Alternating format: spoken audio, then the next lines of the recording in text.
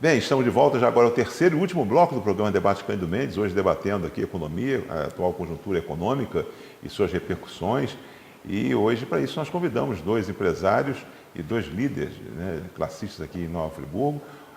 O Júlio Cordeiro, que é presidente do Conselho Deliberativo da Cianf, também sócio proprietário da Toyo Serra, e também o nosso Braulio Rezende, que é presidente da CDL e também sócio proprietário da Rezende Construção.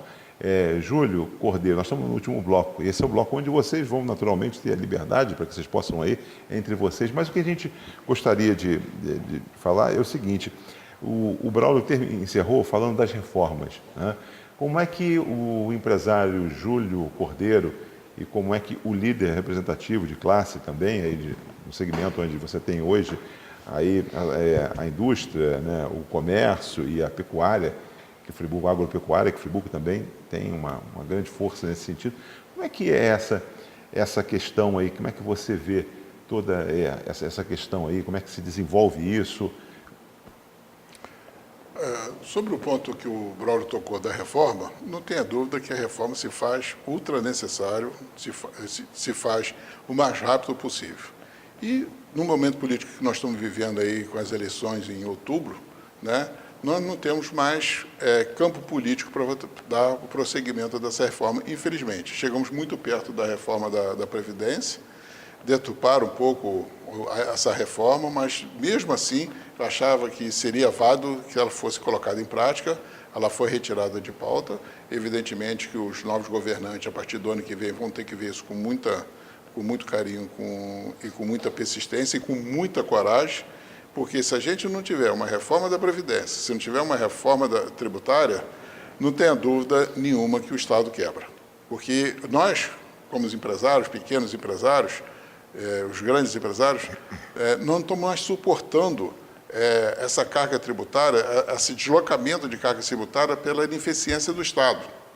Né? Se você retroagir há 20 anos atrás, há 30 anos atrás, eu sou empresário de uma fábrica de botões desde 20 anos de idade. Né? Naquela época eu lembro direitinho que o ICM era 12%. Hoje o ICM do Estado do Rio é 20%. É o mais caro do país, né? É o mais caro do país, por sinal. Né? Afinal, o Estado do Rio tem a maior insegurança do país, o maior ICM do país, o maior IPVA do país e algumas coisas maiores do país no sentido negativo. Então, essa transferência de carga para cima das empresas, que por conseguinte vai para cima do consumidor, ela está, no meu ponto de vista, chegando no seu limite máximo, no seu limite de explosão. Acontece duas coisas que ele falou ali. As empresas não conseguem pagar, entra de refis em cima de refis, né? E quem perde são todos nós aí, porque a gente não tem uma atitude corajosa do governo para tomar as atitudes que são necessárias. Esperamos que o próximo governante tenha no seu escopo, no seu viés, essas atitudes corajosas para realmente tirar o Brasil dessa lama e botar o Brasil no rumo norte de crescimento constante. Acrescentando o que o Júlio está falando, eu, semana passada, tive uma reunião com o presidente novo da FEComércio, que é o Antônio Queiroz, e me convidou para uma reunião no Rio. Eu estive lá com ele semana passada, passei uma tarde inteira conversando sobre a questão do comércio varejista no estado do Rio de Janeiro. E aí fomos ampliando o nosso horizonte de discussão, e eu coloquei uma coisa para ele, e acho que eu consegui vender uma boa imagem do que eu estava falando, e acho que nós vamos conseguir, em breve, colocar isso em pauta. O que eu imagino? Como o Júlio falou, é muito fácil hoje para o governo, à medida que ele vai inviabilizando as contas dele, aumenta a carga tributária. Aumenta a carga tributária não só das empresas, mas da pessoa física também, né? E te vê que a tabela do imposto de renda não é corrigida já há alguns anos. O governo não quer corrigir para não cair a arrecadação. Eu coloquei para ele o seguinte: eu acho que nós, como entidade representativa do comércio, a nível estadual, deveríamos contratar uma empresa de estudo, de consultoria, uma equipe econômica, para que nós pudéssemos fazer um levantamento do Estado. Vamos pegar o Estado do Rio, por exemplo. Vamos levantar tudo o que ele arrecada. Como é que é a arrecadação, as estatais, quanto é que arrecada, como é que faz e quanto é que é a despesa dele. E vamos mostrar para ele que se ele enxugar aqui, ele não precisa aumentar a carga tributária, ele vai ter dinheiro para cumprir com as suas obrigações. Porque o que a gente vê hoje no estado do Rio e na maioria dos estados do país, como você colocou, a inviabilização da máquina pública. A gente está com a máquina pública completamente inviabilizada, porque o preço do petróleo caiu no estado do Rio de Janeiro, realmente caiu. A grande arrecadação do governo do estado é na área do petróleo. E à medida que o barril de petróleo teve a 130, 120, caiu para 40, a arrecadação dele caiu bem. Mas eu queria fazer uma intervenção nessa fala sua do petróleo, trazer para você o seguinte, mas nós também, ao longo do tempo no Estado, nós nos permitimos entrar numa zona de conforto e trabalhamos com uma chamada monocultura, ou seja, a cultura do petróleo. Um Estado que tinha a sua pujança de capital nacional, capital da cultura, capital e tal, e nós perdemos isso em função desse condicionamento a algo que não existia, que o petróleo não tinha esse protagonismo, né, nacional, e passou a ter a partir do Estado do Rio, e nós acabamos nos perdendo, né, Júlio, também. Eu acho que a receita do petróleo, ela era uma receita muito mais rápida, muito mais imediata e muito mais fácil. À medida que cresceu a produção de petróleo, entrou dinheiro no caixa do governo do Estado, e aí tivemos um período... Dos municípios, né? Dos municípios também, isso aí muito bem lembrado. Dos municípios também. Nova Friburgo não recebe tanto, que está um pouco distante, mas também recebe um pedaço pequeno. Mas o Estado, de um modo geral, ele passou a viver, ele passou a contratar a despesa dele em função da receita que tinha com petróleo a 120, a 130 o barril. A hora que aquilo caiu, a despesa não caiu. Então ficou essa inviabilização econômica do Estado do Rio de Janeiro. Júlio, tem uma fala também recente que eu ouvi, dizendo o seguinte, vou trazer um pouco de pimenta aqui para a questão, é que um dos grandes problemas nossos é a competitividade no Brasil, produtividade, a ineficiência, né? Então, essas questões todas. Mas isso aí tem uma fala que, quando vocês tocam na questão das reformas, que dizem, principalmente com relação, e vocês que são empresários, que existe realmente um distanciamento entre o que efetivamente é arrecadado e o que efetivamente é transferido e a gestão que é feita, quer dizer, a ineficiência, né, a falta não é somente a falta de zelo, é a falta de capacidade no processo de gestão desses recursos, mas tem uma fala que diz o seguinte, uma reforma trabalhista e reforma tributária que tem que se jogar fora o ICMS, o ISS, o PIS, CONFINS, refazer todo o sistema e criar o IVA. De 152 países no mundo, apenas 150 têm o IVA e apenas 2 não têm. Um dos países, no caso, é o Brasil. Quer dizer, como é que você se posiciona com relação a isso, essa questão dessa unificação? Com certeza tem alguma coisa errada, né? Se são 152, 150 tem, só nós e um outro país não tem, né? Deve ter, ou o mundo está errado ou o Brasil está certo, né? Com certeza o Brasil está bastante errado, né, nessa questão, porque esse imposto único que a gente tenta colocar, a gente, por falta de forças políticas do meio empresarial, não consegue chegar até o final num denominador comum, porque um Estado perde, o outro ganha, e fica sempre aquela coisa, não tem também um governo que toma uma atitude séria, uma atitude corajosa para vir implantar. Com certeza a gente vai no encontro do que é de melhor em termos de gestão pública no mundo, que seria justamente a implantação do imposto de IVA, que daria talvez uma melhor distribuição na renda, né? Principalmente na produção e na renda. Porque se nós entrarmos, vocês falaram a questão do Estado, na questão do ICMS, o professor Francisco está aqui, que é o nosso mestre tributário, nós temos 27 legislações no país, são 27 estados, são 27 legislações. E se fala o seguinte, se muda um secretário, você tem, durante um dia ou uma semana, você tem dezenas de novas legislações em função da mudança daquele secretário, resoluções, normativas, coisas desse sentido. Então, a questão do ICMS é uma das questões mais complexas que tem, muitos de técnicos internacionais falam isso. Como é que o Brasil consegue se entender com esse volume aí de... Ô, Roosevelt, eu vou dizer uma coisa para você. Eu tiro o chapéu para os contadores das empresas que têm o compromisso de fazer a contabilidade em cima de decretos e portarias e leis que saem toda semana, todo dia, são publicadas transformações, modificações. é uma coisa absurda de grande, uma legislação tributária difícil de se acompanhar todo dia aquelas mudanças que ocorrem. O grande problema nosso também na reforma tributária é que hoje a concentração de arrecadação está toda ela no governo federal. Sim. E os governadores e prefeitos têm que ficar de pires na mão pedindo emenda parlamentar. Concordo inteiramente com você. E nós temos que distribuir melhor a renda, como você falou. Temos que distribuir.